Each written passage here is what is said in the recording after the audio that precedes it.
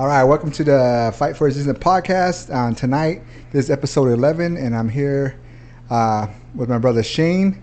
And Shane, why don't you introduce yourself? Yeah, hello. Good to be on here. Thanks for having me out. And yeah, my name's Shane Norte, coming out of Southern California, and it's an honor to be here. Good to be here on this podcast. Man. Good to see you. Yeah, you as well. Yeah. So I saw you, met you in Oak Flat, but you've been around Apache Stronghold for a while. So, and then I saw your video and your religion or your church you were talking about. So, just how did that all start? I like the video how you started, how you first started off. Yeah. So how I got into it actually started with Oak Flat because, like I said, after graduating high school and going to junior college, and so my main goal was to play Division I football because our tribe offers four-wide scholarships to our tribal members. So at that point, I was going to junior college because I had friends tell me just to kind of fill it out instead of actually like jumping right into the D1 like level of things. They were like saying, JUCO level, there's still a big like level of athleticism and drive, to actually get to a Division I, because they're talking about like a lot of people who are in D1 or who have made it big actually come out of JUCO or do junior colleges. So I basically just took that route as far as seeing the how football worked and how myself and how I adapted into the football life. And in the midst of that, that's when I got involved with mushrooms. I had a friend of mine who I was playing football with, and he goes, "Hey, Norty," he's like, "Have you ever tried mushrooms?" And I was like, "No, man." I was like, "I don't want to lose my mind." I was like, "I'm not really a big fan of that." And he's like, I'll tell you this. He's, "I'll give you some." And he's all, "Well, you ever pray or anything like that?"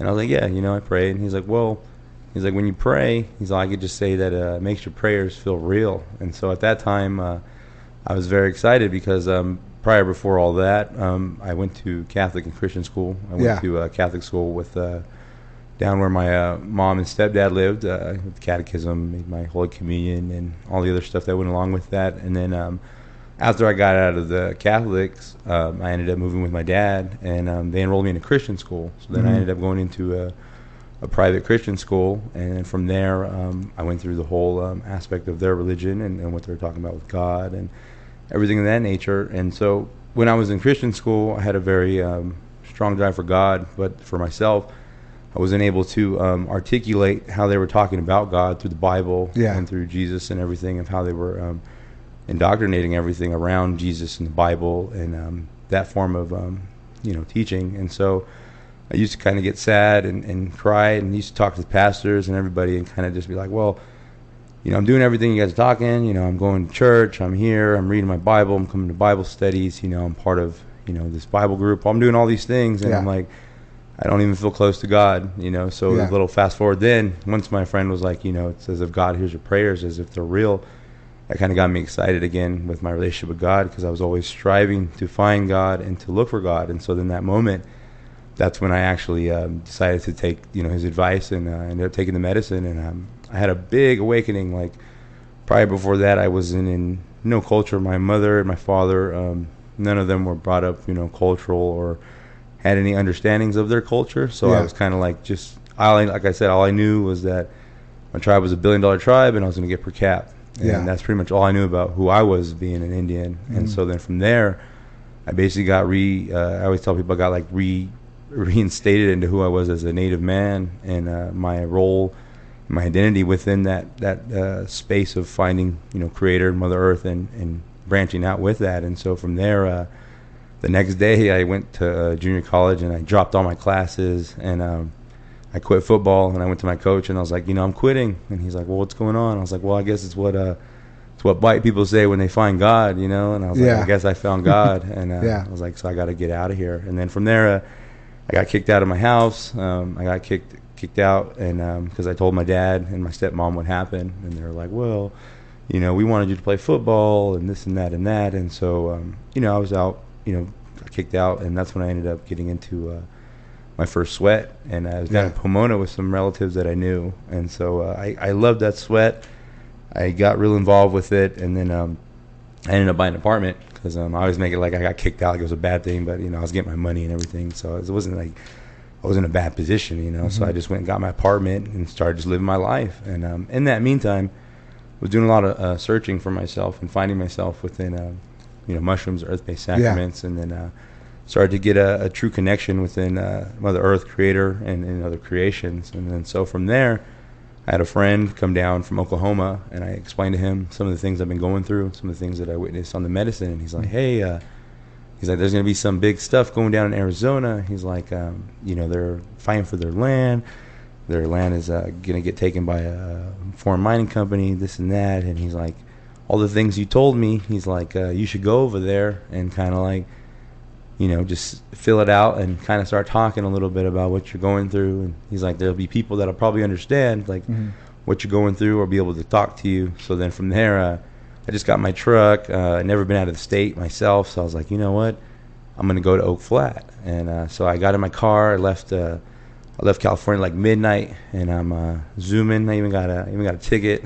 I'm glad my dad. I didn't even know this until I actually got my ticket because I was flooring it, and I cut out at 99, and then I was like, dude, my dad put a governor on my fucking truck because he bought my truck for me, and then he gave it to me, but he didn't tell me there was a governor on it, and so it only clocked at 99. I got a ticket for 99, and they're like, oh man, you going over, we're gonna get you for reckless, we can impound you, take you right there. And I was like, I'm actually going, to Oak Flat, the part of, this, the people, Apache people are fighting for the land, and I didn't really know too much at the time, so I just gave him a short description, and he's like, well, you don't need to be going too fast, and da-da-da-da. And so I got back on my way, and I'm making it, and see the sun coming up, I'm going through Superior, getting in the Globe, and I'm like, man, I'm cutting it short. Then I get to San Carlos, and I'm driving all around San Carlos. It's like 6 a.m. Yeah. And then I'm just doing circles, and then all of a sudden I stop. I'm like, wait, man, just ask someone, like, where's the tribal hall? Yeah. So I see someone walking, and I was like, hey, where's the tribal hall at? And then they pointed me out that way. And so I ended up going to the tribal hall, and I was early, and there was no one there. No one was at the march or anything. And so I get to the administrative building, and I was like, is there a march going on today or something of that nature? And they're like, yeah. They're like, Windsor Nosy and Oak Flat, he's doing his march today, and a bunch of people are going to be here. They're like, it's not till like 10 or so. And so I was like, all right. I was like, well, can I just lay down here, because I was tired and had a long drive in Cali. And they're like, yeah, sure. So I crash out in the admission office, and then I wake up, and I hear a bunch of people, talking, chatting. And I'm like, oh, man. I go outside, and it was pretty cool to go outside and, see everybody. Yeah. And I didn't really know anybody, and but it felt right, felt cool. And then I think one of the first people I saw was her name was Cece. And then after that, she introduced me to Vansler. Yeah. And then I ended up telling Vansler, the bro I knew, ended up being a bro that he knew from back in the like hip hop days when they made music and everything together like that. And so he's like, oh man, no shit, that's really cool, And then he ends up getting Wensler, and he tells me that this is his brother, and he's leading the whole thing, and he's a great leader for the people. And I think at the time, I don't know if he was chairman or not, but What year was it? I think it was 2000. I'm gonna say 15, maybe. Yeah. Maybe 14. Okay. Yeah. But anyways, he introduced me, and then that's when Windsor, said hi and whatnot, and then we ended up kind of circling around, and we were talking, and he was talking about the fight and how today we're going to go home and we're going to, be undoing these chains of, being prisoners of war and being, on our own lands, and he had two staffs in his hand, and then he gave one to Cece. And then that's when he gave one to me, and that's my staff that I currently have at the moment. And that's when he handed me the staff, and was like, you're gonna help me with this, and we're gonna go home today. And then from there we started the march to Oak Flat, and it was really cool to just be a part of it from the very beginning, to see Oak Flat from the beginning and help Windsor lead the march, and then also just be a part of the whole process of everything that entailed after that. And then from there, like I said. I kind of just stayed a while, with the family, and helped out a lot. Got to see the Apache people, the culture, and got to really see also myself, within being a Native man, because like I said, I didn't grow up culturally or around ceremonies, so it was very cool for me to see, the gong, the sunrise, setting up the dances and getting the sweats and learning about Holy Ground and learning the songs and being up there with Tony and hearing different stories of the Apache people and really like living with the Apache people and helping defend their land and fight for their land. And, Yeah. and then from there, that's when I kind of started to get more inspirational for myself, to see myself as more of a person of the land, to help people with the land. And so from there, that's when we started to travel with Oak Flat, going around different areas of the country, getting people, unifying people, talking to people about the land, about fighting for the land, and then also joining different native movements. And then from there, that's when I started to kind of really get a grasp of everything, as far as, because I was moving a lot, as far as outside of Oak Flat, I was still bouncing around with a lot of different movements. And then the communications I've had amongst the native movements, I was able to like kind of see a lot of what was going on, either behind the scenes from other people or myself personally, from just being within the movement so much. And then Standing Rock and all that happened, and that's when I kind of just started to really notice how, like in my documentary, I started to say like how people were shady, and people started to utilize the movement, and people started to like market trauma in a different type of way before, when it was just like showing up and protecting and being there for the people. And now it's like, well, before I help, I'm going to need to send out my donation link, or I'm going to be out here, with this and that, but we're going to need some money, we're going to need this, or we're going to sell, bulletproof vests with this on there, or we're going to do this and that. And so for me, I kind of took a step back for myself, and I was like, this is kind of not what I came in here for. I came in here for Creator Mother Earth, and then just to be here with the people, not some extra, motive or some extra thing to gain out of the movement. And then that's when I basically left. And during all that movement, that's when I met my wife. We had we had our son, and we were still living in Arizona at the time. And that's when I mentioned to her, we have some land back in California, and we can get a house there, and just start our life there, as far as ceremony and growing and getting our food. And so we ended up moving back, and in the midst of all that, I ended up talking with my mother, and I'm a little upset, because I'm telling my mom, I'm like, we come from all these traditional things and these medicines, but yet, we'd rather, go spend a donut out or something, or go to the liquor store, or go to the casino and just have a good night and whatever, instead of like jump into our culture and jump into who we are as in earth-based people. And so my mom's like, well, I'm gonna take you somewhere, and she's like, well, when we're going here, she's like, you need to let that stuff go. She's like, you don't need to be all mad and angry, like it's happened, but our people are strong, and we've been combating sickness and death and diseases for a long time, and we've had our own ways of doing things. And she's like, I'm gonna take you up to this rock. This rock's gonna, it's gonna speak to you. It's gonna show you what you're seeking, because you want to learn something, you want to know something. Well, I'm gonna take you up to this rock. And then so we end up going up there, and then I'm blown away, because I get there, and then there's mushrooms, and there's like the river, there's dragonflies, the canoe, there's a bunch of different things on there. And so I'm blown away, and I'm like, no wonder why, because before I got there, I had a real strong natural connection with mushrooms. I tell people, like, it felt like so natural, as far as like when I did them and when I prayed with them. And then at that moment, that's when it clicked, because at that time I didn't really understand if we did it ceremonially or not. So then that's in the moment when I seen it, and it's like, oh man, like we've been doing this, we've had it, and it's part of who we are. And then from there, that's when I start digging more into the local community, and I start asking around, like, who's doing ceremonies nowadays? Yeah. Where's our ceremony people at? And I don't get a lot of answers right away. And some people are like, oh, they stopped doing that a long time ago. Because there's a story that goes, when the last medicine person went, they buried everything. They buried the Wamkish, they buried his feathers, everything with him. And they were saying, like, no one was ever to practice the religion again, and that it was just going to come back one day, like it was just going to show up. And so then in that moment, I'm talking to the people, and they're like, oh, you need to go talk to Uncle Boog, because his dad was the last one, and himself were the last ones to conduct the Wamkish ceremony with the Datura and all the other things that we have. And so I ended up getting involved with one of my aunt's husbands, her husband, and at the time, he's like, I'm going through some things, and he's like, I want to have a ceremony. And he's like, I noticed, what you're doing. He's like, can I try it out? And So I invited him over, and we had a ceremony, and I'm guessing he relayed the message to the elder Boog, because the following day they come by, and he comes and talks to me, and he was basically telling me that, you know, the brother Rick was explaining to him that, you know, I wanted to know about, you know, our people and the Wamkish and our medicines, and how we handle things as far as, you know, doing that part of medicine. And so he ends up taking me outside. He ends up, because at the time I just called it a lodge. I didn't know it was called the Wamkish, and I was like, what do we call our lodge? You know, I was like, we had a word for it. I was like, I don't know what it's called. And he's like, that's your Wamkish, you know. And he's like, that's our big house.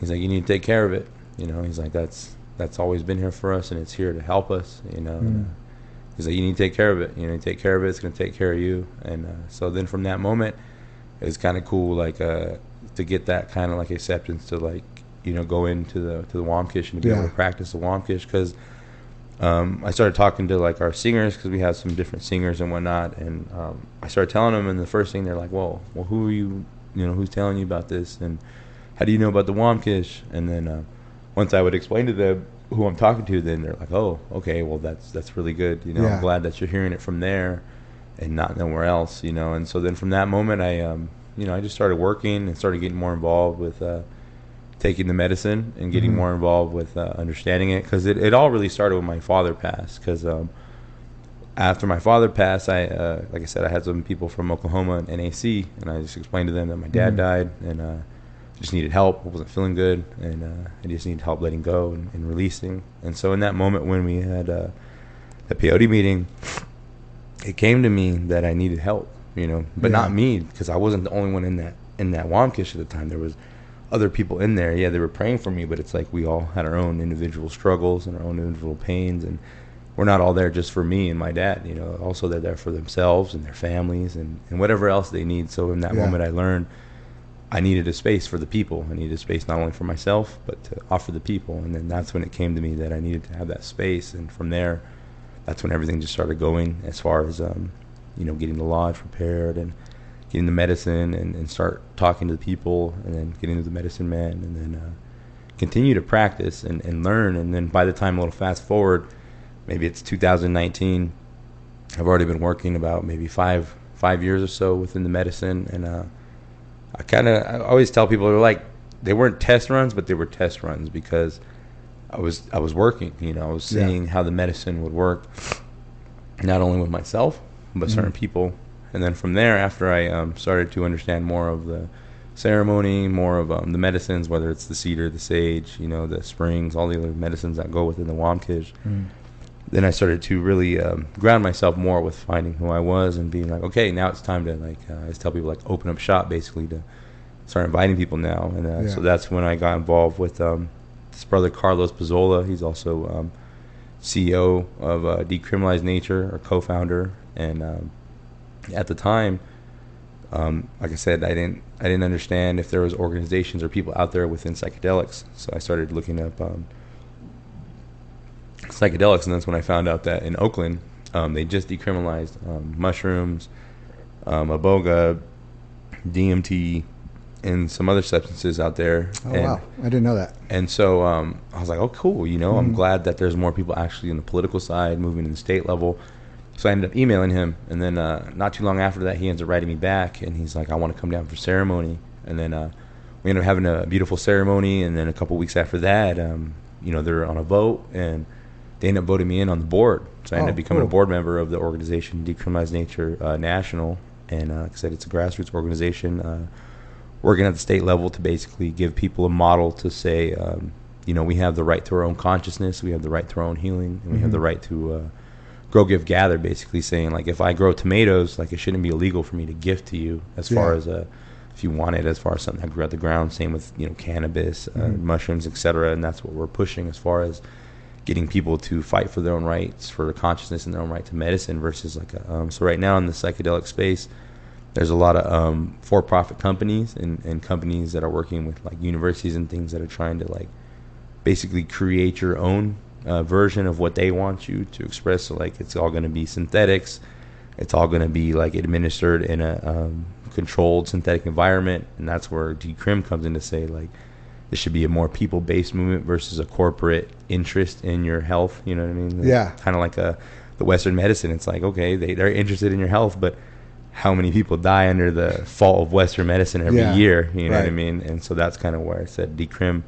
comes into the picture, to be that stabilizer for the people, to say you don't have to go to big corporation. You should be able to work locally within your own communities and stay within your communities instead of going to some, you know, big wig who just in interest to turn your trauma into, you know, money, basically. You know, so that's where for me, after that, that's when I started getting plugged in with a lot of different you know, communities and different people within psychedelic space, because I was just on the res at the moment, you know, and then from that moment now I'm plugged into the decrim network, which is involved with, you know, people all over from, you know, the United States to out of the United States, people in UK, people in London, people, you know, all over who are working in psychedelic spaces. And so for me, it was really cool to kind of now have a little backbone outside of my own native culture, because decrim nature right now is, outside of the corporate interest, is one of the forefront movements in the psychedelic space as far as getting like states and other cities to decriminalize. And because if you think about any like for instance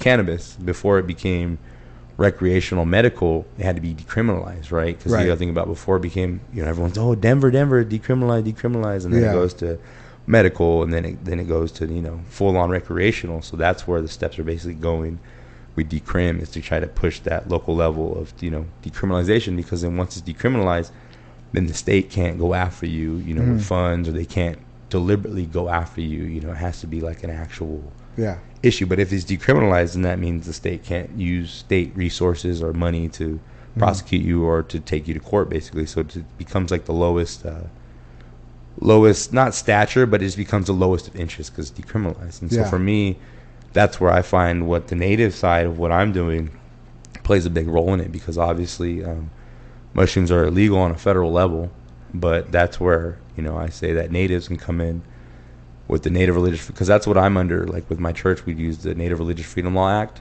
to protect us with what we do. And then I also incorporated within the state of California to become a religious nonprofit entity. So I'm an actual religious nonprofit entity, church registered in California. So I have the church religious laws that protect me, and then I have also the Native Religious Freedom Law Act that protects me also within, because where we're on 40 acres allotted land, so it's technically not the reservation. It's like our own family plotted land. So that's kind of where I'm trying to utilize those, because people are like, oh, well, it's illegal. It's like, yeah, but it's not if you're doing it ceremonially, because that's another reason why too. Like for instance, I don't charge anybody. Like there's no charge for nobody. There's people will fly down to like Peru, down south, and they'll pay like $5,000 to $8,000 to do these things. And, you know, nothing wrong with that. But for me, it's like, I want to make it accessible to people. You know what I mean? Because like I said, I come from a tribe that already gets money. I'm not saying that I don't need more money. But I'm not in it for the money. You know what I mean? I want to be here for people. I want to be able to help people, because I know there's people out there struggling, and they're not going to have $8,000 to just toss out if they're going to go through it. Or let's say, so Oregon is fully legal now with mushrooms. You can fully possess, you can fully take, you can go into a medical doctor and get diagnosed, and starting at a 4 to 6 gram dose, it's $3,500, and that's not including a licensing fee. That's not including the 100 plus 20 hours of training that you're going to have to go through. Like, it's a big thing, and that's where for me, I'm like, that's obviously not speaking to the general people. Like, you obviously got to be somebody in this category. Like, I always tell people, it's getting mitigated into like very selective pieces of pie instead of the whole pie being accessible to everybody. It's being mitigated into like doctors, scientists, you know, rich, you know, entrepreneurs, business savvy people. It's like you're leaving out all the main. Same thing with the veterans aspect. So like I work with veterans as well, and I see the whole. They're using like tier 1 operators. Because like I said, I work with Navy SEALs. I work with different people who know the whole, how politics work and how the whole, you know, demographic things work to leverage senators and to leverage money and to push things into votes. And so it's crazy to see how this whole psychedelic space is utilizing all of that, whether you're a veteran, person of color, your trauma, your LGBTQ, whatever it may be. It's like, instead of just opening it all to the people, and that's one reason why I like my church, because Church of the People for Creator Mother Earth. It's not Church of the Veterans, not Church of the Blacks, not Church of the Whites, not Church of the Chinese, Church of the People. You know, just like our names in our traditional languages, you know, we got Peomequitium, that people of the West. You know, everybody's name in their language usually resorts to the people. You know, and that's where, for me, I'm trying to bring that back, is the people. People back to the originality of fire, originality of creations, of natural things. Because that's one thing I've noticed through traveling, is a lot of natives, like we were talking to Oak Flat, people have adopted things. And it's not to say things are good or bad. It's like I was talking to one of my peyote bros. I was like, you and I know damn well, like 300 years ago, maybe I took it back even farther. I said, let's just say 1,000 years ago.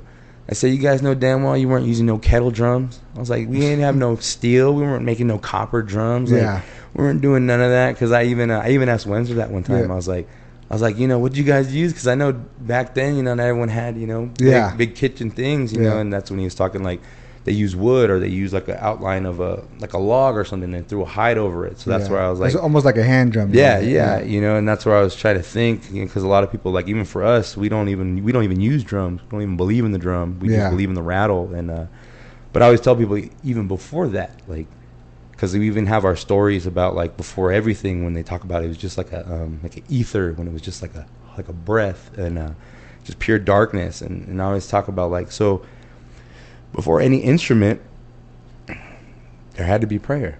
Yeah. There had to be some form of, there has to be a dialogue, because you don't even have to talk to pray. You could pray silently and still something, you know. And so that's where I'm trying to feel like that's what's happening here with what I'm doing. Not saying that it's a lot of catered to everything, because like I said, traveling through Native country, I've learned a lot of Native pride as well, you know, because I'm Lakota, I'm Liseño, Serrano, Omaha,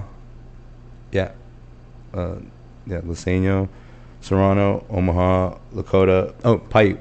And so one thing about the Lakota people going up there and seeing the Native pride up there, whether it's sun dancing, whether it's humblecha, whether it's piercing, whether it's all the things that what we do up there, you know, I've noticed it. And I told one of my cousins, I was like, well, then why do we have the highest rates of suicide?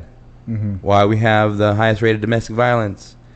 Why do we have the highest rate of missing, murdered indigenous women? And I'm talking in Pine Ridge in general. I'm not talking like as a Native. I'm talking in Pine Ridge. It's like, why are we one of the poorest reservations out of all the reservations, you know? And I'm like, if our medicine's that strong, like, something's up. You know, something's got to be up. It may be good for you. Because you may be charging. You may be hustling people. You may be doing something. It may be good for you. Because it is good for some people. Some people have learned to make their culture profitable for them and leave others out and be like, hey, man, my culture's good. And it's like, yeah, it is good to hustle your culture. But at the same time, let's take a step back and look at all this, what's really going on outside of this pride and these cool songs and these sick old piercings and this cool how tough I can be. Well, let's lower that toughness and let's take a real look at our people and see that we're pretty not tough right now. Like, we're pretty low as far as our communication to the Mother Earth, our communication to Creator, communication to creations, and our own selves, our community, our people. And so that's one thing I'm really hoping to strive with what I'm doing, is to give that back to people, to see that, because it's cool to be tough, it's cool to be badass, it's cool to be this and that, but at the same time, that has got our people in a lot of different places that has hurt our people. And it's not to say that they had to defend themselves or they had to fight or they had to do what they had to do.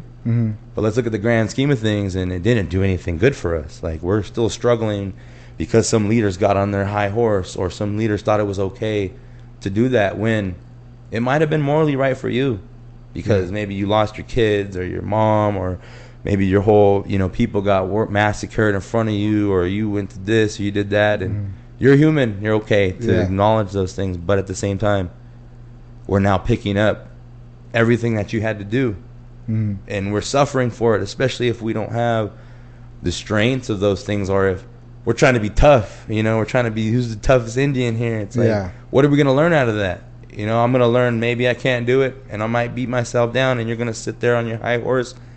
That doesn't help. You know, Johnny over here who just hung himself, or someone over here who's thinking of hurting their mom, or someone over here who's just drinking themselves to death, or someone who's stuck freezing over here in the cold, or someone whose uncle's, you know, ceremonial leader, but no one's helping him get the ceremony, or whatever it may be. Like, you know, and that's where I'm hoping from what I'm doing, is to put that out there to say we should just come together now and understand that we're all under Creator Mother Earth. We may have different names, we may have different languages, different beats, but all in all, it stemmed from one Creator.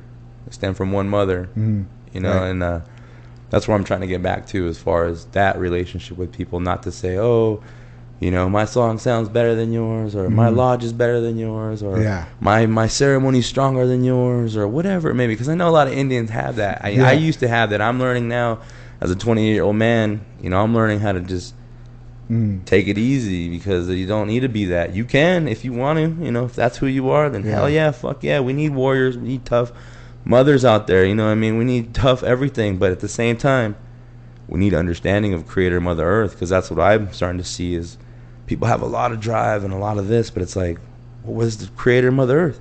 You know, that's why I like Oak Flat, you know, because what Wenderby talks about, you know, with Mother Earth and, you know, Yosin and Pikamnan and all the things that come within this land, it's like that's what got me, you know, just like when I received the Black Stone, and you talk about, and you close your eyes, and that's where Pikamnan would be in darkness, you know, rest in darkness, and that's where, you know, I can say, and darkness is everything, you know, and that nothing is everything, and so that's what really brought me back to that inside of the songs, the dances, the this, because at the end of the day, it's like, for me at least, I know every culture, no matter who you are, if you have a real legit earth-based way, chances are it's going to revolve around Creator Mother Earth, or the names you have for Mother Earth and Creator, you know, and that's where I'm trying to get back to that recognition again, to say we should be back to that instead of trying to prove how native we are, how much we are, instead of give it to Creator Mother Earth, because without Creator Mother Earth, we wouldn't have that badass song, or we wouldn't have that strength, or we wouldn't have that feather, or that fan, or that, you know, the cane, anything that we have, we wouldn't have it without Creator Mother Earth, you know, blessing us with that gift to have on this earth while we're here. And that's where I think, you know, at least with Church of the People for Creator Mother Earth, that's where we're coming at it, you know, because it's not just a native thing. It's not just skins here, you know. It's all walks of life on this earth, you know. All Creator Mother Earth's children are here, not just humans, you know, the birds, the trees, all of them. And that's where I'm trying to bring that back to a human level of understanding, because I feel like even the Indians, they're forgetting that. They're forgetting that true essence of Creator Mother Earth, you know. They're like, I'm doing this, I'm doing that, but it's like, I don't hear Creator Mother Earth. I hear you boasting. I hear you with ego. I hear you on a high horse. Or I hear you're so caught up in this story that you forgot about the reality of things. And you forgot about the true nature of why we're here, you know, and why we're here to help each other learn that. At least that's what I've picked up with what I'm doing, is to kind of give people that bridge to access Creator Mother Earth through that way, you know. And if you have your way, badass, because we all need to come together instead of trying to prove who knows Creator Mother Earth more. Let us come together. Because maybe I know something you don't. Maybe you know something I don't. And we're not going to get nowhere, you know, arguing that out. But what we can do is say, hey, let's put that aside. How can we help each other? Because if we're both here for Creator Mother Earth, we must be able to do something good. Because I've known through Creator Mother Earth, it's all good. Even if something bad happens, it's usually because the people are messing up, as far as not doing their ceremonies, not conducting what needs to be done, getting so lost in what we're in now. You know, that's where I'm seeing nowadays is a lot of people's stories. It's like, the way I see it is coming to now, because there's so much confusion and chaos and artificial intelligence and shit. Most people believe in a damn, you know, phone before they believe in a prayer, before they believe in Creator Mother Earth, you know. And so that's where I'm trying to, again, like I said, trying to bring that back to people, to say everything's good, but we can always up our respect for Creator Mother Earth more. You know what I mean? Not saying we don't, not saying that we're more or less, but we can't get hurt by doing more. You know? Well, you know, we're still, you know, we're not far behind. I mean, you know, my grandfather was in the movement, the ghost dance, my great grandfather, so we're not too far behind. You know, we could still get back to where we used to be. It's just, we just got to take the time to, like you say, you know, get back to ceremony, and, you know, to your dances and to your singing and to your regalia, and just, you know, just do that and not worry about what other people think, or if you know more than they do, you know, or, you know, just anything like that. Just, you know, just plain and simple, you know, go sweat, go sing, go dance, you know, tell people to come, you know, and join you, and that's all that we really should be doing, you know. Right. So, No, that's what I've learned through, like I said, just traveling. Like, because like I said, I've seen a lot of native pride, and I'm like, man, it would be easier to just come together, you know, and maybe if we need some like friendly competition or whatever for people to get their socks off, like I'm pretty sure we can find it as far as yeah, like natives having events or doing things or getting creative, you know, and that's why, like you said, we're not far behind, and that's yeah, why I feel like now is a very important but also a fun time, because it's yeah, time now not only to adapt with the times but to bring the old back with the new, because it's like you can't escape this. That's what I've learned being a young man. Like, maybe the elders, yeah, you know, I always wish I was like in the old days, because as much as they had this, they still had more of the old days, meaning like they had more elders around, they had more songs, they had more people they could go to, you know. Nowadays it's like, I was making a joke to my friend, I was like, you know, they're gonna, in the future, because all the medicine people are going to be gone, they're going to be giving the youth like a USB drive, or they're going to give them a link and be like, here, you know, go on YouTube, or or here's a file, and yeah, not dissing that, because people do learn from that, but for me it's like it takes away the whole essence of like hearing the dialect, the tone, you know, the whole way of how it's so she said, you know, everything. Even I had a friend who used to like boast about his language and everything, and I'm like, that's really cool, man. Sorry I can't learn it like you, but I'm like, do you live the life with it too? Because it's cool, you could talk to your friends, or you could talk to people who ask you the language, but it's like that language also had a 365 lifestyle to it too. It wasn't just, oh, I can say this and that and I can hear it and understand it, but it's like there was a 365 day to that language too. It wasn't just a, you know, hey, this is my name, my clan, where I come from, and da. It's like the whole life went with that language too. and you have to think differently too when you speak that when you speak And it language. explains things differently too, even more in depth. I mean, I don't know too much, but I've heard people tell me like, you know, our languages can explain things way better than English can, as far as like if you're trying to get things across, or whether it's things about spirit, things about, you know, animals, things. It's like there's just certain things English can't get around, you know, instead of these sounds. And that's one thing that I've learned too, is like, again, back to Creator Mother Earth for giving us that language, language of communication. You know, it's funny, we have a story like that. My cousin, because I was telling him, I was like, man, where did our language even come from? And that's where he was talking about how like in the beginning, you know, there was a bunch of tribes that were basically like of the same tribe, you know, and they all spoke one language. He was talking like he didn't say what kind, but it was just a similar language that everybody spoke. But then he said that people started not to like the fact that they all spoke the same language and that they all did the same ceremonies. So he said basically these people started branching off the original language, and they started making their own dialects, their own sounds of the original language, and then they made their own. Because I always tell people too, you could do that anyway. Like, if most people know what hi means, but it's like if you were with a group of people, you can agree hi means something else, you know? And then you say hi, someone will be like, oh, hi, but it's like, that doesn't mean hi, you know? And so then that's what he said about the ceremonies as well. He said people didn't like the fact that we had to conduct the same ceremonies as everyone else. And so he was saying that these branch people broke off, and they started branching their original ceremonies and basically hybriding their own ceremonies. And then he said from there it just started branching. And then he said from there that's basically how we got confused, is because everybody started from there just adopting different things that stem from the originality of the true language and the true ceremonies. And he was explaining like right now that's why we're all jumbled up, because everybody wanted to go do their own thing. Like, oh, I wanted to go here, or I didn't want to do that, or I don't want to talk like that, or I don't like this ceremony, or I don't want to get up and do that ceremony, you know. And I can see that because humans are humans. Yeah. You know, I know that. Well, that's the same way like a medicine man will do something different than the other medicine man did, you know. And so not everything that you've seen is the right way, because maybe another medicine man did it a different way. Right. So if someone else does it, you know, you don't want to say, oh, that's not how you do it. Right. Because maybe they saw another medicine man do something different. Right. You know, yeah, I can see your point on that. Yeah.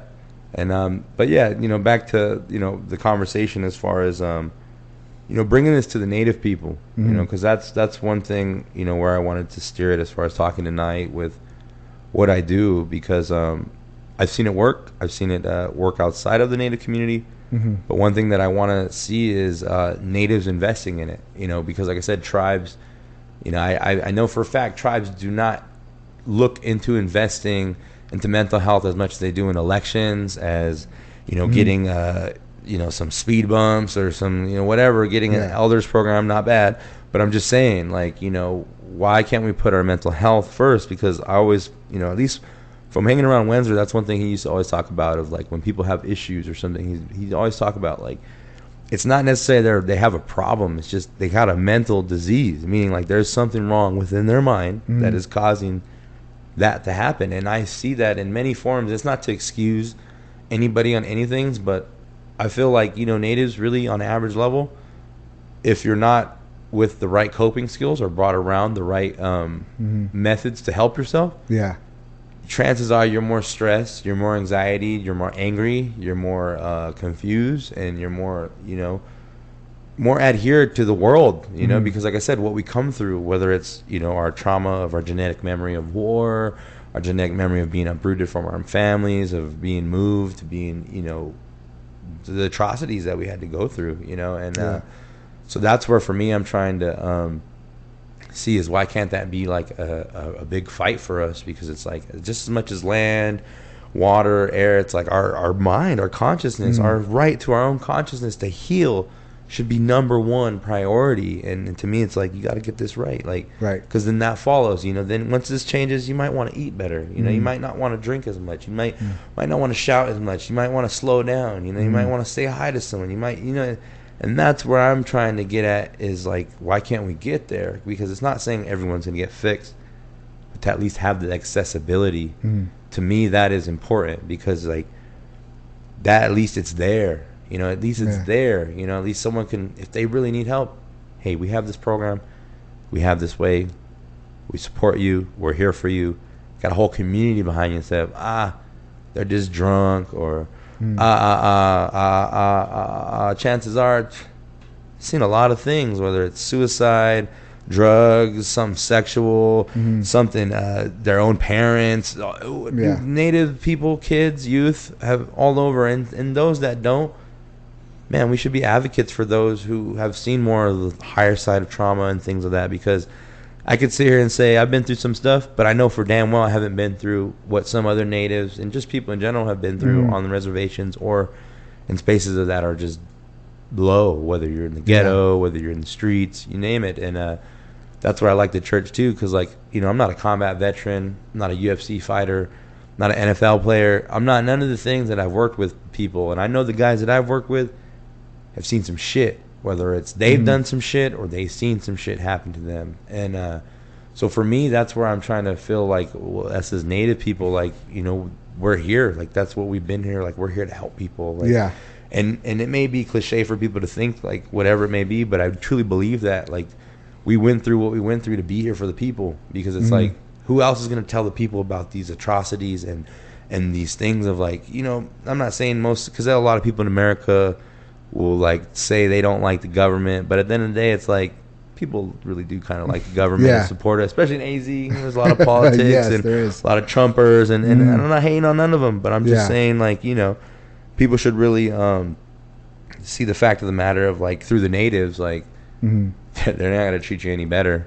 You know what I mean? Like, if anything, they just took the formula they made from us and sophisticatedly put it on everyone else now, and now it's a flawless plan. And so for me now, that's where I'm trying to get, to see that people, for us, at least for natives, like we get it. Like we know what it means to like be kicked on and the dirt kicked on you and left for dead and left alone crying in the dark and left for dead, whatever it may be, and that's where I'm starting to see now, like a majority of people, that's where they're at. And it's not a bad thing. It's just, it is that way, like whether we're lost, we're without, family, loved ones, or we put ourselves in the position to like, not necessarily get away from it, but just put us into that position, just like if I was let's just say I was a fucking drug dealer and I got all this shit coming at me where people trying to come to my house and kill me and hurt my family and this, it's like, yeah, that's product of what I'm doing. But at the same time, it's like, if I can get this right, instead of like being so mentally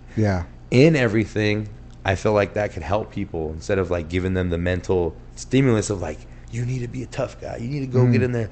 That's one thing I like about doing what I'm doing, as far as being in the Wamkish with my with my son, because I knew growing up, there's a lot of tough guy attitude and this and that. And one thing I'm glad I'm seeing my son is like, son, I've sat with people who've punched people up for a living. I've sat with people who've literally been like hired killers and professional killers for the government, and you know, people, all these tough macho guys, you know, and that's one thing I'm here to tell my son, like, son, like, they've all folded, they've all been on their back, all screaming, all hurt. So it's like, you know, I'm glad that I can tell my son, like, you don't have to be that kind of tough, son, because at the end of the day, these are all humans that break, that cry, that have a mom, have a dad, that want family, that want to be around with someone. And it's like they've all been put into positions to where they are alone. They're fighting for their life. They're, you know, whether you're a UFC fighter, you know, fighting, training all year to get paid only 10 grand, or, you know, you're in this whole drug fused steroid, this whole sexualized, all this whole hyper environment, like where all that shit's expected, you know. And the same thing in the military. It's like,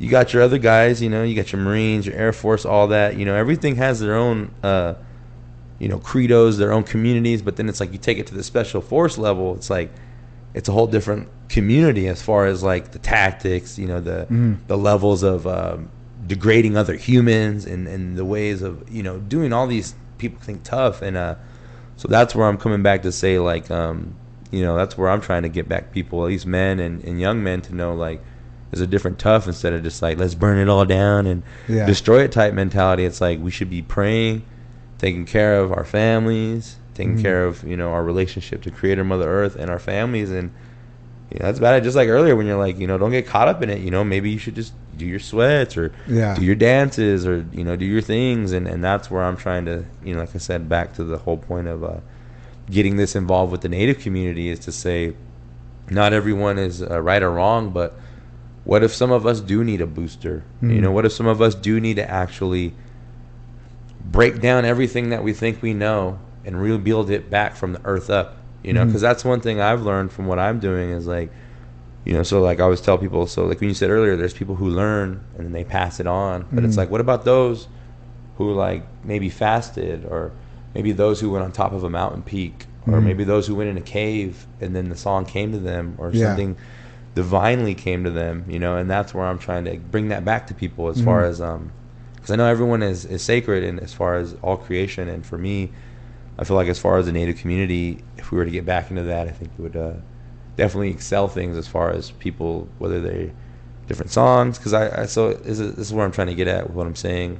So I had my cousin, he's a bird singer, and you know, they sing all their songs, and a lot of their songs talk about, like, the mountains, the creations, different birds, rivers, streams, man, you know, all creation.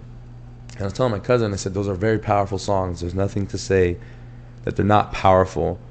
But I was like, I made it like a hypothetical story to him. I said, let's say I was on heroin, cousin. I was like, let's say I'm coming to you and I'm hooked on heroin, and I ask you to help me, and you sing me a song of how the mountain was made. I was like, how is that gonna help me get this needle out of my arm? I was like, wouldn't you, like, I was telling my cousin, I was like, wouldn't you guys want to, like, you know, go do your thing to get the divine songs for now? Because we have different issues today than the Indians faced back then. Yeah. You know, so I was telling him, like, we need new things. Not to say that this old way is right or wrong, but it's like, how is that going to pertain to me? Or if I'm on meth, or, like, I want to go drive my car off a mountain, or, like, I want to hurt somebody, like, how is me hearing a song about how the grass first formed, like, you know, how's that going to help me? You know, and then my cousin kind of didn't know what to say, and that's what I was trying to explain to him, like, we need new songs, like, because we do, like, every song has a purpose, you know, every song has a reason of why it's sang. There's a story to tell, there's medicine in that story, there's medicine in those sounds.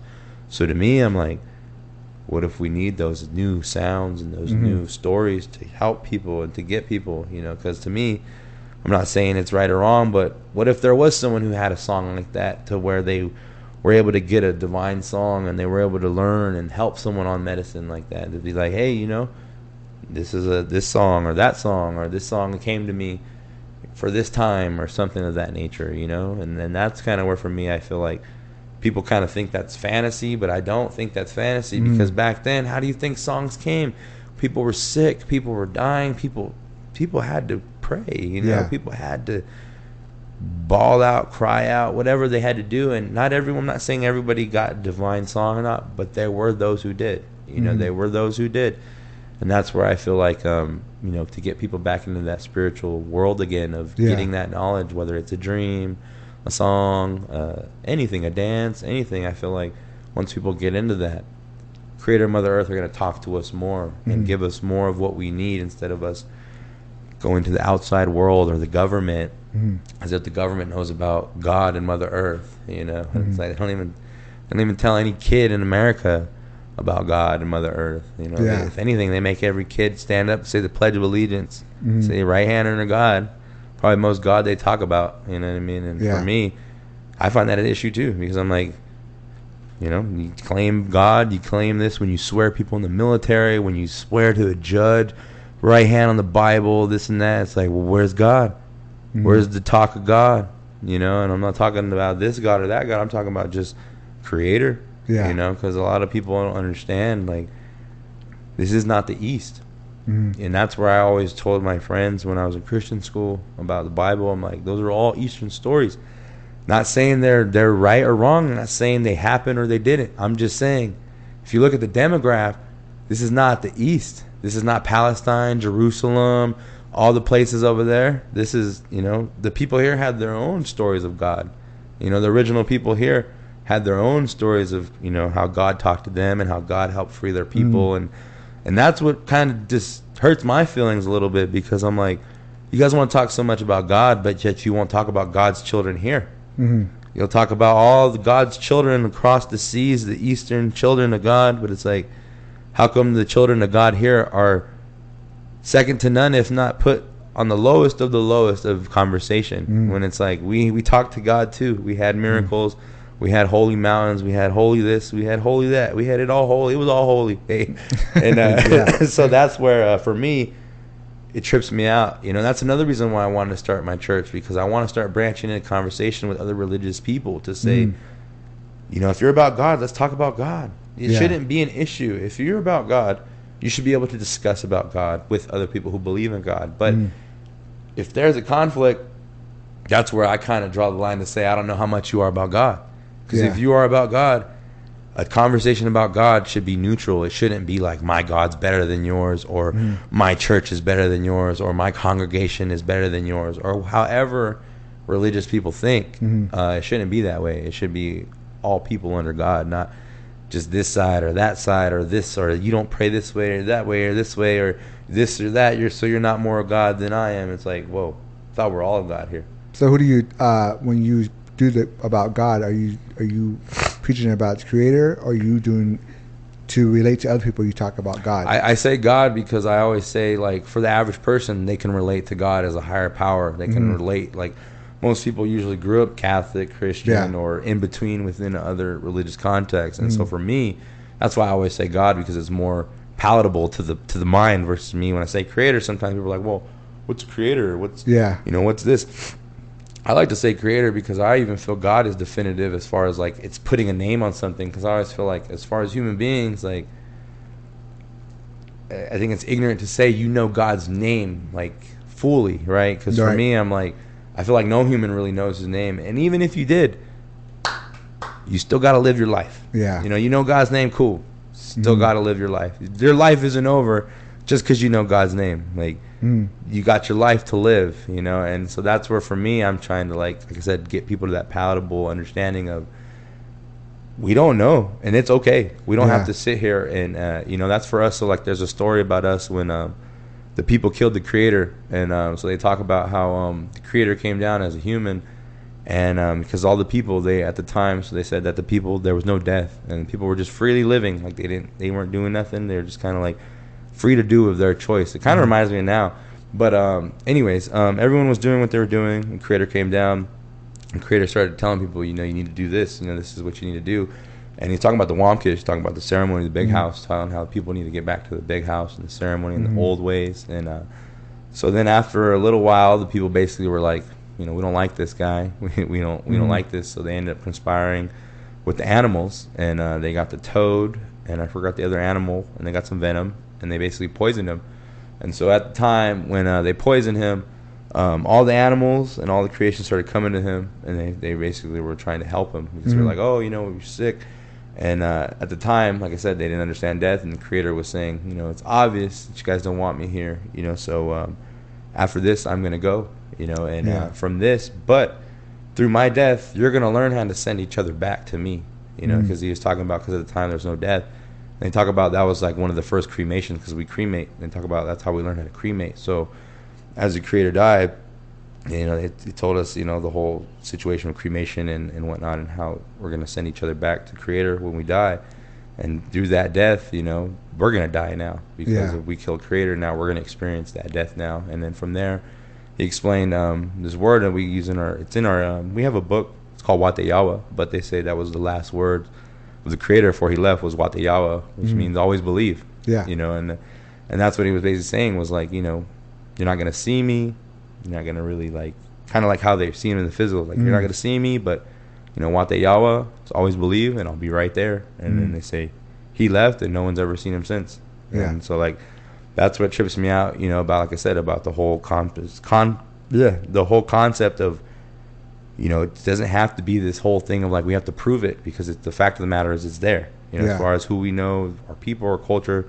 Just like in, you know, Lakota, you got the Wankan Tonkan, the Great Spirit, you know, all these things, you know, like that. So what I'm trying to get at is, instead of getting caught up in all that, let's use what, you know, God has given us to get better and help each other out while we can, because I feel like that's why we're here. You know, it's all here to be better, to get better, to feel better, to enjoy life. Like this right now, this is not God's plan. This is man's plan. This is not the way Creator, Mother Earth intended it. You know, they didn't intend for us to have bad air, bad water, bad land, bad food. No, hell no. That's all man's problem. That's not nothing to do with God, Mother Earth. That's all man, you know, influencing. And that's where I keep saying now we need to get back to ourselves, true selves, and fight that shit. And that's why I like what's going on Oak Flat, because that's exactly what's happening. Is that shit is taking the fight to them directly. You know what I mean? And that's really what it is, you know, like, who else in Arizona is fighting for the water like that? Fighting for the land like that, you know, fighting for the earth, fighting for God, you know, the right to believe. Like, no one, you know, everyone out here rather fucking watch a fucking Suns game, you know what I mean? And that's what I always say about, you know, with my uncle and them fighting, you know, for Oak Flat. It's mainly, I mean, not just for the Apaches, but for the whole community, for whole Arizona, for the water, for them to get, you know, the mining and, you know, just all the chemicals and all the things that come with mining, you know, and we're trying to save Superior too, and they don't see that, you know. It's like more, well, we're just trying to save our religion, our way of life, but no, we also trying to save you guys, you know. We're also trying to save you. We're not doing this for ourselves, and that's a lot of times, like a lot of fights that, you know, that you have went to. It's always to protect everyone, protect the water. Everybody drinks water. Everybody breathes air, you know. And so when we're fighting for things like that, it's not just for us. It's for everybody, like you're saying. Right. No, and that's, like I said earlier, that's why I just got a bad taste in my mouth from the Native movements, because I was like, I learned all my forms of prayer and methods of coming to the land through Windsor. And so once I, like, approached it that way and seeing how people prayed, because that was one thing I learned through being with Windsor, was like, before anything, it was always prayer. You know, it was like anything was prayer. You know, before anything, you know, whether it's you run, or go up a mountain, anything. You know, your uncle. You know, he prays a lot. Yeah. So it's like, you know, and then that's what dawned on me, was like, you know, that's what it's about. It's not even about this. It's about just letting Creator and Mother Earth know, like, hey, like, here I am. Like, I'm not here for this. I'm here for you, and like whatever you want me to do, like, I'm here. I'm here for the people, and use me however it needs to be, you know. And then that's how I learned, you know. And then that plugged me throughout everywhere. You know, I traveled all throughout this country, Windsor. They even paid for us to go out to London to listen to the Miners Coalition and everything out in London and all that. It was pretty cool, and just everything of that nature. I was able to see it, you know. And now I'm really, like, proud to be a part of it and kind of take this next level of conscious fighting, because, like I said, with the amount of AI and everything right now with people's identities and everything within the media, it's like, it's confusing people to a mass level of I feel like non-existency, to where, like, you're like a walking, not a zombie, because obviously zombie, you're still there, but it's like you're like a living non-being, you know. I would say it's like you're just a being, but nowhere to go. Like, you're just wandering in a sense, you know. And that to me is also why we're here, because everyone's just wandering instead of taking charge to say, like, you know what, there is a common enemy of the people, and they do not want us to have a good life. You know, they want us to have a life that is only suitable to their pockets. You know, that's one thing when I first had my own breakthrough, when Creator came to me, Creator was like, I control everything in your life. And he's like, well, what do you do? What do you do? And I sat there and I was like, you know what? I don't do nothing. Because I was like, do I really make a choice? Because then I was like, I can go to the store. But then I started to think, if those were the only stores that are accessible to me and were the only stores that were given to me as a choice, is it really my choice? Just like, you could choose the gas station you go to, but if those are the only gas stations accessible to your choice, is that really your choice? If that's all you can do? Like, you know what I'm saying? Like, you know, like for instance, like a freeway, you could choose to go on a freeway, but chances are that freeway is only getting you to a business or some form of business exchange or some form of spending your money. It's like, it's not really benefiting you personally. It's more benefiting a company or something that's benefiting off your labor or something of that nature. But it's like, you know, it's like, I'm going to get gas. But it's like, who's really benefiting off of getting that gas? It's not us. It's not the people. It's these big companies, you know. That's why I was like how Wenzel says, like, it's these corporations, you know. It's these corporations that are like getting everybody, because it's like true. You need to think of like everything. It's a type of corporation, you know. Just like Rio Tinto, they personally can't go as human beings. They can't go take shit, but through a corporation, they can fucking, you know. Just like no one really owns gas, but through a corporation, we own it. Same with water. No one really owns it, but through a corporation, we own it. You know, and that's where for me, I'm like, the people need to rise up and really make a stand, you know, because it's getting kind of weird now. Like, and I feel like people are so in the point of not seeing that to where it's going to get to that point and it's going to be kind of too late to return. And I feel like even for us as Native people, that's why I'm trying to kind of speed this process up of what I'm doing as far as getting out. That's why I want to come tonight. I was kind of talking to my wife, and she's a little like, you know, just hang out and whatnot. I'm like, in my mind, I'm like, you know, and I'm not saying that, you know, we're like the biggest thing ever, but, you know, because I got some things lined up. I got a conference coming up this weekend in LA. Then I got another conference in LA another month after that. I got some big things coming up. But my thing is I really want to get people on this, not necessarily you got to trip out, because that's what like a lot of people are like, oh, you just do mushrooms. And it's like, kind of is what we do. But that's not what we do. You know, that's just more of a catalyst to the whole bigger picture, you know, because I say it's like a horse that needs to get broken, you know. Not every horse gets broken, but majority of the time they do. You know what I mean? And that's what I see this as, is it's a jump start to the reality of things, because it's like, how you gonna get to that? You know, I always tell people there's only 3 ways to get to where we go in the Wampus. It's like, you're gifted, you have a near-death experience, you know, or you're taking some form of earth-based medicine. You know what I mean? Like, those are like the only 3 ways you're really going to get some big download or some big vision or something. Like I said, gifted, near-death experience, or you're taking medicines. You know what I mean? Because there are people who are gifted that can have visions and talk to different entities, spirits. They can talk to Creator. They could talk to, you know,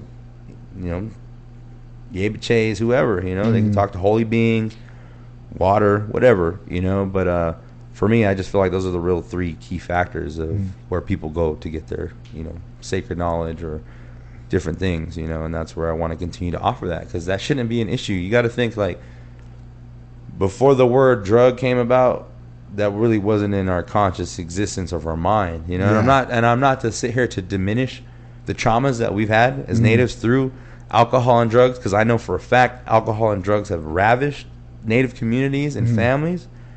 But at the same time, these earth-based medicines are people have been doing also. You know, there are many tribes that have taken hallucinogenic substances, that fast, that do different things, that smoke different tobaccos, that will send them somewhere, knock them out. There's a lot of different things that a bunch of natives did to go to these places, or to go to these dimensions of spiritual places, you know. And that's where, for me, I want to kind of destigmatize all that again, because it's true. You know, we did have those things, and it wasn't like, oh, you're tripping out, you're doing drugs, or you're gonna lose your mind, or no, because I've worked with many people, and I can say it's a possibility. You can lose your mind just as much in a traffic jam. Yeah. You can lose your mind in a damn line at a game or something. Like, you can lose your mind anywhere. It doesn't have to just be on mushrooms to lose your mind. Like, Yeah. I mean, you and I both know we've lost our minds outside of just not taking anything, just being with kids or being Yeah. around women, shit, whatever. You know, it's like we've Yeah. lost our minds, and that's where for me, I want to destigmatize that, because it's not about a trip. It's not about that. Like, this is an experience itself. Yeah. You know, this whole life is a whole mind-altering experience. You know what I mean? You don't even have to take mushrooms to change your mind. But I'm just saying that we should be not dawned to the fact of that we might need to restart ourselves into that spiritual connection again, because the fact of the matter is we just don't have it as we used to. Some do, like I said. Cool, man. Come help out those who Yeah. need help, man. But Yeah. you know, and Well, if not, you know, then we used a lot. I mean, we had a lot of medicine, and that's why I always say, like, that's where the term medicine man came from. You know, or medicine woman. We weren't just singing and praying. They actually had root, you know, and things like that to cure you. They'd have medicine from plants to cure you, and that's where, you know, a medicine man back in the day used to make you a splint for a broken arm. right. You know, and they used to do things like that. But you know, as time went on, a medicine man prays, sings, and runs a ceremony now. But before that, they did a lot of other things with plants, with Right. tobacco. You know, they found ways to cure you from snake bites. You know, whatever you had, and they had a little pouch with stuff in it. But you know, like that's what we had. But now we don't have that now. You know, and that's what you're trying to get back to. Right. Because I mean, I'm not going to say that it was true or not, but I'm pretty sure some of those medicine men, they were able to develop those relationships with plants by either taking a different substance or just being that in the tune. You know, that's what I Yeah. always feel like. Like I said, you don't even have to do medicine if you're just around the ceremonies itself. Yeah. Because like I say, a ceremony outside of psychedelics is the closest thing to Creator Mother Earth. Like, because it's all the birds, the animals, the waters, the land, the cedars, the trees, the barks, you know, whatever. Because we use a lot of things. You know, just like for us, we'll use all the bark, we'll use all the different, you know, the berries, we'll use all the different feathers, from the owl to the damn woodpecker to the damn macaw to the damn, you know, all of them. So it's like, you know, we utilize, and to me, I'm like, that's all God. It's all God. It's all God's creations. You know, it's all of it, even down to that fire. You know, it's like, and that's also another reason why I like what I do, because it's like, you know, that's what I feel like. I feel like the native actually embrace God fully. You know, how Christians and all these religions talk about, you know, getting close to God and this. I'm like, dude, the native was there. Like, anymore, you'd have to die. Like, because the native was there. Whether it was, like I said, just looking at what we have in here, it's like, you got to look back at all how close they were, whether it's how they picked their feathers, how they, you know, did their kills, how they did their ceremonies. It was like all prayer based, all ceremonial based, you know, all revolving around creation. And so again, that's where, you know, I think, like you said earlier, we're not far from it, but I think we all need to pitch in our parts. And I feel like it's going to fucking go. It's going to go where beyond us, you know, I feel like we're going to be those elders, and then the kids and their kids are going to be the ones that are going to get there, you know, because that's how my dream, my vision is, because I see my kids is still pure, so I feel like if I could do this right, you know, they won't even need to do it. I have to do what I have to do, because like I said, I didn't grow up culturally, I didn't grow up with the songs, I didn't grow up with anything, so I kind of had to like get fucking punched in the gut. But it's like my kids, they don't need to go through that to learn about God and the earth and creation. So for me, that's what I'm trying to get to, is like give it to my kids peacefully, because it's like, you don't need that, but if you do, Creator Mother Earth don't mind whipping that ass, you know, because that's how it is, you know, and that's what I've learned. Like, that's how the Wamkish is. It's like a tough love aspect versus like a kind of cradle you, because I always tell people, like, Mother Earth is loving and kind, but she also sees many of her creations go every day, and many of them, you know, gotta just go, and they gotta go sometimes in the cold, sometimes alone, but they're not alone, you know. They're there. And then so that's where I'm starting to feel with that. That's what that Wamkish kind of is like. It's like Creator and Mother Earth's like tough side of things, you know, instead of being this whole beautiful, nice. It's like it is, but also, you know, if you don't get your shit together, it's not going to be so beautiful. Yeah. And Yeah. that's where I think that's what we kind of need today, because everyone is just like in awe with everything, and it's like that doesn't mean it's good. You know Well, what I mean? one thing I learned, especially like you're talking about your son, is with my kids is I'm not really a talker, when I talk to my kids, but they know a lot about their culture and their tradition, and it was all lead by example. So like instead of telling my son go sweat, I went in to sweat with him, but telling him to go dance, I danced with him, and just made him kind of follow me on what I done. Never really preached to him. Even my daughter the same way. I just always took him to ceremony, Yeah. and in whatever I was doing, they would do. Yeah. And it kind of got him involved just really quick. And I mean, that's one thing I could encourage people is like just lead by example. If you want your kids to be in that culture tradition and learn how to live that, you just got to live it yourself, and they'll just follow you. Right. No, that's one thing I've seen, because like I said, I never grew up my mom or dad doing ceremony. Yeah. Like I've always wanted to see my dad do anything ceremony. Never did. I'm saying my mom. So it's really cool to have that blessing now, to be able to, no matter what happens, I've always said, whether I help this psychedelic movement or not, because it's getting big, way big. But I've always told myself, if I don't do my part in that, at least I can here with my kids and my family, and I'll give them the tools to communicate with God and Mother Earth without them having to travel the whole world to find it. I've met people who've gone all over to find God, and they still haven't, and it brought them right back to the Wamkish. So it's really cool to see that. Do you tell them like this is why we do it, and this is and things like that before they had because I don't think that I'm just gonna go there and take some mushrooms. No, it's not about that. Exactly. It's about creator. Well, they don't even. They just say medicine. Yeah. I've just got them around the word medicine to where that's just what they say now. They just say medicine. Good. They don't even mention mushroom or this. They just say medicine.